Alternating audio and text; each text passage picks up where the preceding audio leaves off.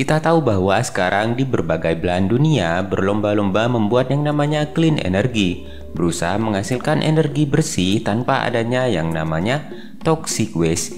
India juga tak luput dari hal ini. Mereka mencoba membuat yang namanya pembangkit listrik tenaga surya yang uniknya mereka tempatkan di atas permukaan air, tak seperti biasanya yang kebanyakan ada di atas permukaan atau daratan ya. Omkareshwar Floating Solar Power adalah salah satu yang terbesar pembangkit listrik mereka yang mereka tempatkan di atas permukaan air. Proyek ambisius mereka ini diharapkan menghasilkan 600 megawatt listrik yang bisa menghidupkan lebih dari 500.000 rumah.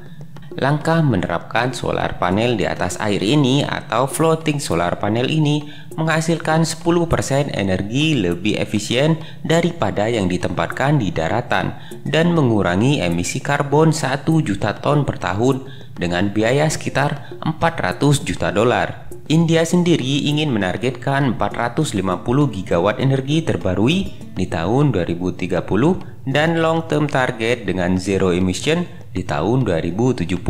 Kita tahu sendiri bahwa dengan penduduk yang padat dan lahan yang kian menipis, India akan mengalami masalah yang serius saat memilih lokasi untuk menerapkan pembangkit listrik tenaga surya ini.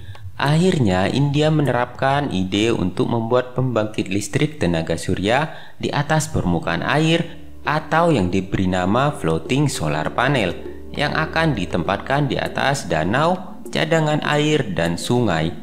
Nah, dengan ditempatkannya solar panel di atas air ini, efisiensi makin meningkat karena tidak seperti di daratan yang biasa bisa overheat.